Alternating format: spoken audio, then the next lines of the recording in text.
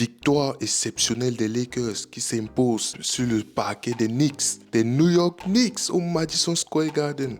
Regardez. Il est quelle heure? 5 heures. Il est 5 heures lorsque je fais ce débrief. 5h10. C'est pour vous dire à quel point pour moi, ce match, cette victoire était, ou du moins est, la plus belle victoire de cette saison.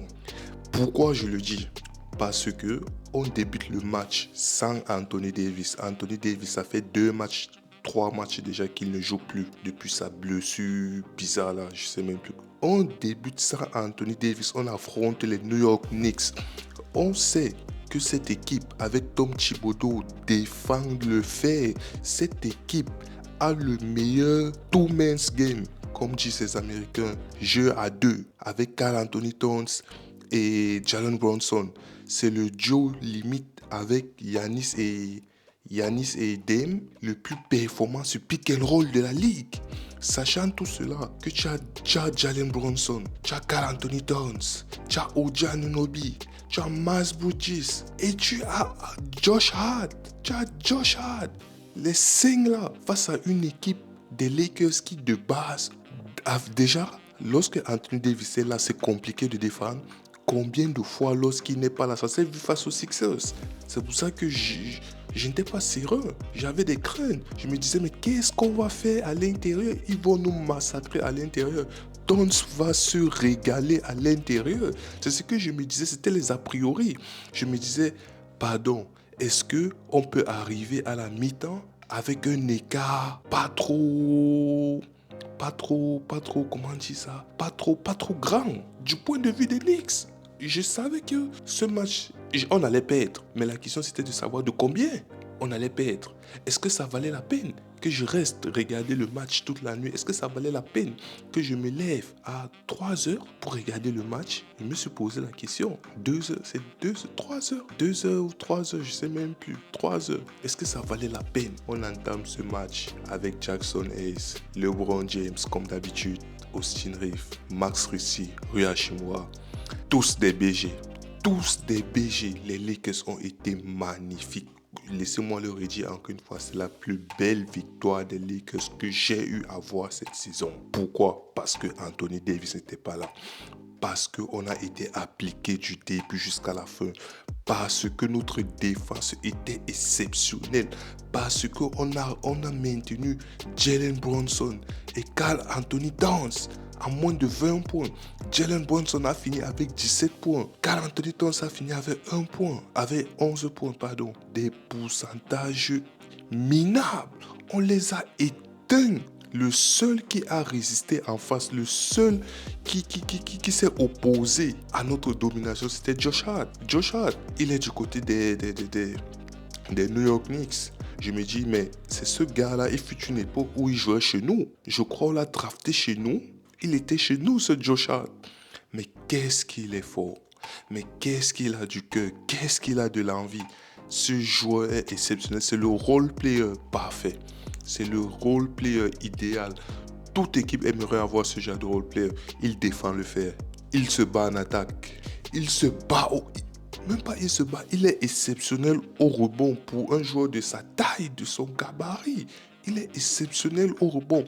Et à la passe, il a une bonne vision de jeu. Il a fini en triple-double.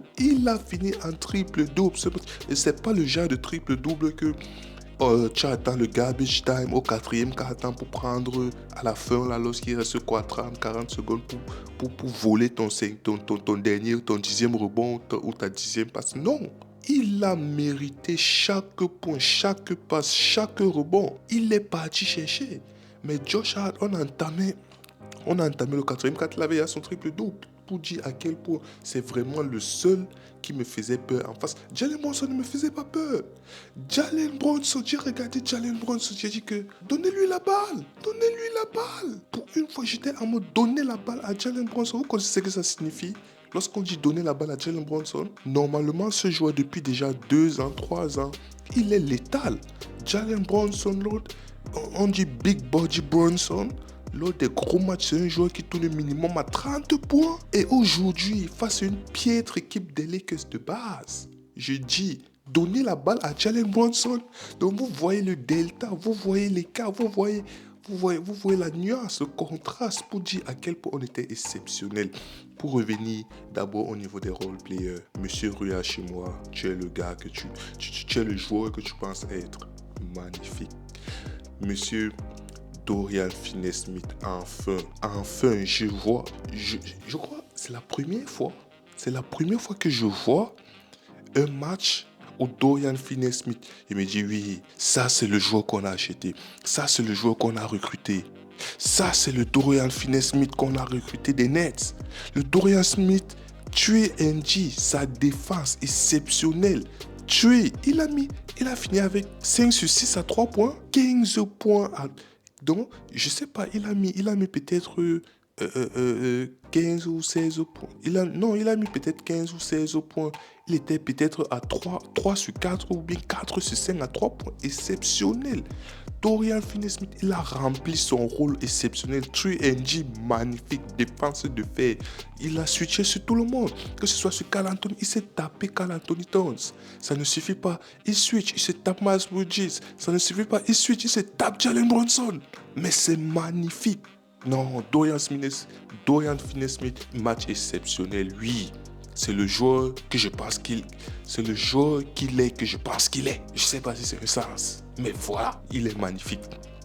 Ensuite, monsieur Max Christie. Depuis, je sais pas si depuis le début de cette année ou bien depuis la fin de l'année passée, j'ai fait, je sais pas, 5, 6, 7, 8, 9, 10 débriefs de basket, je ne sais pas. Mais sur ces 10 débriefs, au moins sur 7 débriefs, j'enseigne Max Christie.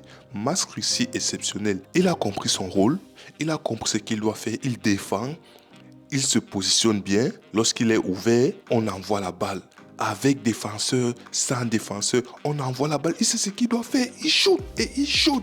Ça entre, ça n'entre pas. Il shoot et ça entre plus de fois que ça n'entre pas. Il est agressif. Il sait lire le jeu. Il sait lire la défense. Il prend la balle. On envoie catch and shoot. Tout joueur shoot. Mais il voit que le close-out est immédiat, le close-out est rapide. Qu'est-ce qu'il fait? Pump fake, il drive.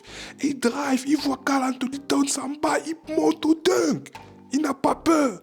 Il ne se dérobe pas, il ne se tourne pas pour faire une passe ou bien il saute. Il voit Karl Anthony Towns se dire, oh non, qu'est-ce que j'ai fait? Il veut envoyer une passe, de panique. Non, il va jusqu'au bout. Soit il finit avec le N1, soit il finit avec la faute. Ce Max Christie, vraiment, c'est le 3NG qu'il pense être exceptionnel. Maintenant, monsieur, je dis monsieur, il fut un temps où je l'appelais monsieur Zéro ou Cardio ou bien je sais même pas, à savoir Gabe Vincent. Gabe, tu vas voir le box score, tu vas te dire, ah les autres ont mis 15, 20, 21, 23, il n'a mis que 9.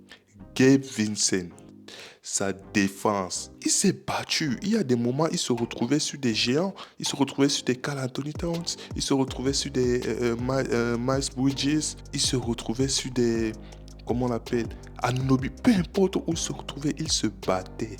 Il n'a jamais lâché. Et pour conclure, exceptionnel en catch and shoot. Il a retrouvé son shoot. C'est le Gabe Vincent qu'on a acheté. C'est le Gabe Vincent qu'on a pris des Miami Heat. On a la vraie version maintenant. On a plus son cousin, son frère, son neveu, je ne sais plus qui. On a le vrai Gabe Vincent. Il est efficace. On ne te demande pas de shooter 50 fois. On ne te demande pas de te prendre pour le joueur que tu n'es pas. Non, tu connais ton rôle, tu remplis ton rôle, tu fais ce que tu dois faire et tu le fais bien. C'est tout ce qu'on te demande. Tu le fais bien et il l'a bien fait. Il a mis 3 points qui ont donné ses 9 points au total. Mais quand tu as regardé le match, quand tu regardes les moments dans lesquels il a mis ses 3 points, c'était des moments charnières, c'était des moments importants. C'est-à-dire, Gabe Vincent, c'est devenu un assassin.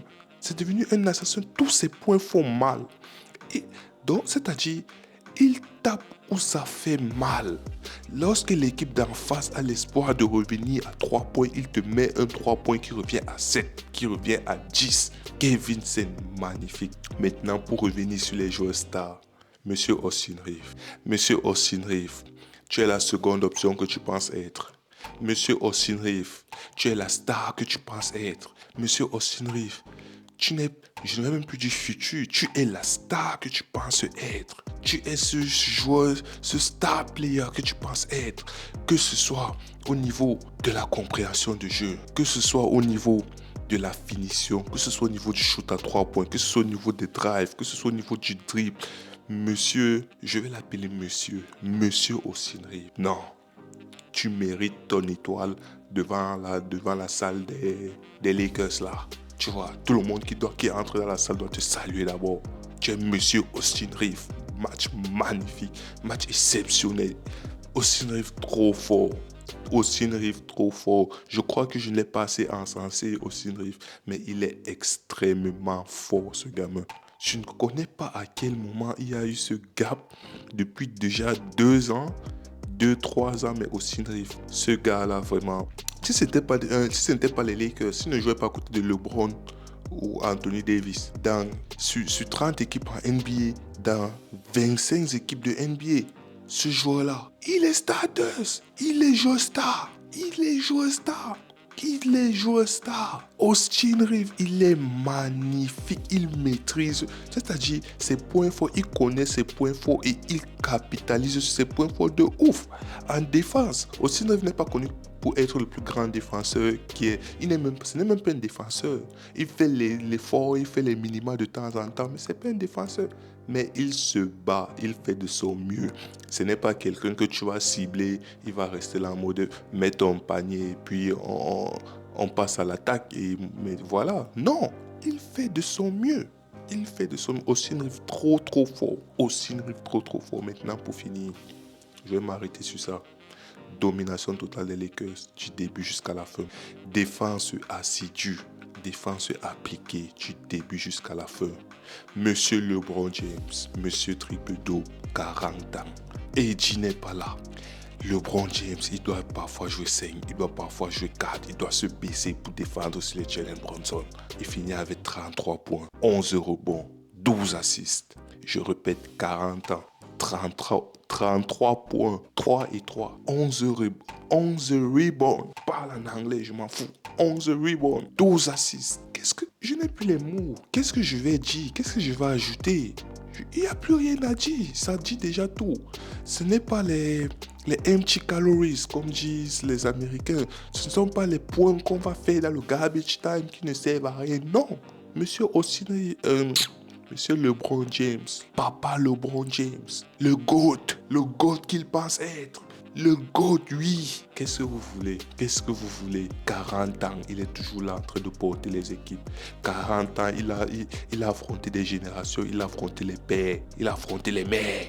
Il a affronté les enfants. Il a affronté les grands-pères. Il affronte toutes les générations. Il est toujours là. Il a tout vu. Il est là. Il est là. LeBron James, Madison Square Garden, c'est ta maison. Après LeBron, c'est New York. Je sais pas. Il est trop fort, LeBron James. Qu'est-ce que vous voulez de plus? Je m'arrête là. LeBron James. Oui, je vais me LeBron ce soir. Je suis resté jusqu'à 5h du matin. Je vais me LeBron. Il n'y a pas de souci. Oui, j'assume.